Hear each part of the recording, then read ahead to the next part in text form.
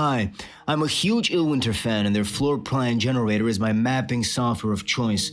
I've spent a lot of hours using this program to create all of my tabletop role-playing battle maps for the past 3 years. I love what it does, its simplicity and how old school I can get everything to look. I've made dozens upon dozens of incredible maps and spent days on end making my little fictional universe a living, breathing thing with maps for virtually every identifiable location. I've gotten to know everything there is about the software, having read the manual several times over. I've pretty much memorized it.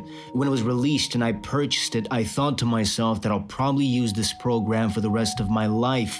I really enjoy the maps that it makes, and I want to create thousands of them for my campaigns as I'm a huge stickler for richness and diversity in gameplay. Unfortunately, I've hit a breaking point with the program. I've encountered several game-breaking bugs that make it almost impossible to use at this point, which to me is a disaster, as I've grown to depend on it and I don't plan or didn't plan to change that anytime soon. And in the future, like in 30 years from now, I kind of expect it to be a cranky old man that's still intent on using the good old software of his day and age, which he's mastered, compared to what's newer on the market, because let's be fair, I'm using Illwinter's Floorplan generator because there's no other software that can achieve this old school looking texture to it, not to mention have a battle map generator inside of it. That, and I'm a die-hard Illwinter loyalist. Now, I've been begging Johan, the developer, to fix some of the most glaring issues of the software, but he's been very unresponsive and has ceased updating it since a few years ago. To be honest, I'm probably the only person that's used it for more than 200 hours, and certainly at this level of intensity, as my maps are rife with icons, so I get it, he's probably not making any money off of it, and I'm just the sole active user of his product. And all these years with my bug fix requests ignored, I've come to believe he's probably just lost access to the source code or something, or he just hates my guts for no reason and just wants me to suffer.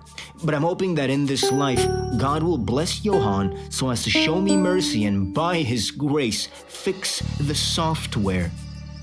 In this video, I'm going to point out critical bugs that make the software unusable past a certain point. Johan, if you're hearing this, I am willing to make extensive tutorial videos on how to use your software. If I can just continue using it, I would love to give it a stellar review, and I wanted to delve into a comprehensive review of it as well as guide newcomers on how to achieve the same maps as I have, as sadly that manual is dreadful, it's very hard to understand.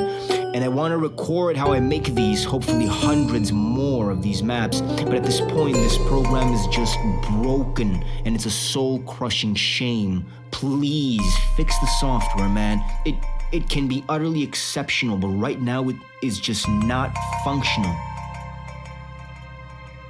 The software takes an upward of a minute to load maps larger than 50 by 50 squares when scrolling, let alone those with numerous icons.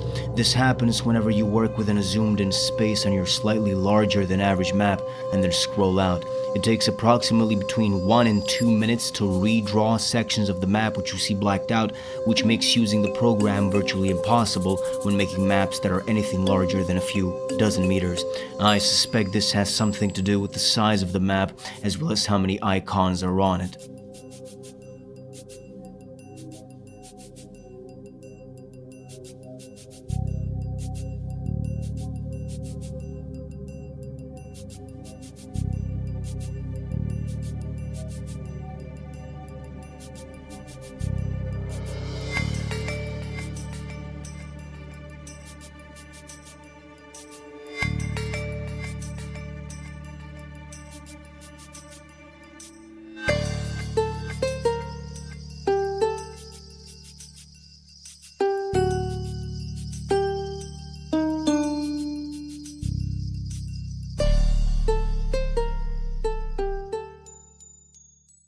No longer being able to place icons within a room past a certain limit. See this Chieftain's Hall as an example. It used to have doors, ladders, and more clutter, but the room deletes a significant part of the last placed icons when saving the room.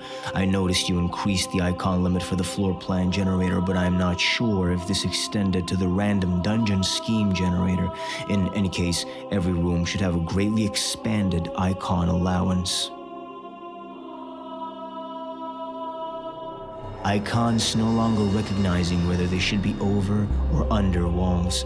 This happens in the random dungeon scheme generator when you save a flipped icon, duplicate the room and delete the old one, as there is no save current room state command, and go back into it. The over and under wall command untoggles. I suspect this has something to do with the number of icons on a given dungeon scheme. Icons not staying flipped horizontal, same as before, happens with the random dungeon scheme generator when you go back to a finished room, and same problem as before. I suspect this has to do with bad optimization regarding icon placement. There's something wrong with the alpha transparency of the program. I'm using these elevation shaders and I'm finding that similarly shaded icon colors, such as shadows, tend to interact strangely with one another. An example can be found here where the shadow of the tree overlays badly over the slight shadowing of this hill shader.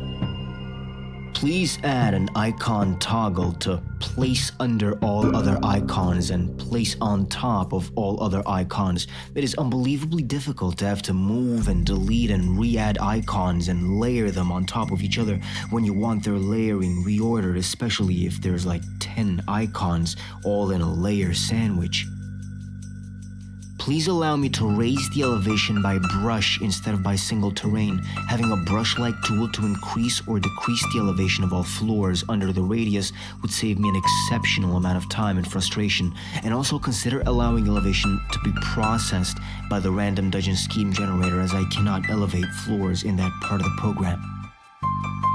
Please add a cut command to your floor plan generator. For about 2 whole years, the selection rectangle was unusable, and to my shock, as of your recent update, it seems to have mostly been fixed, so I've gotten to using it for the first time. But I'm distraught because there's no way to copy and remove your selection to transpose onto another part of the map. It's unwieldy to copy and paste a large building and then to have to manually delete the old one, especially when it takes upwards of a minute to delete an icon, let alone delete walls or replace floors, to which we add another minute or two.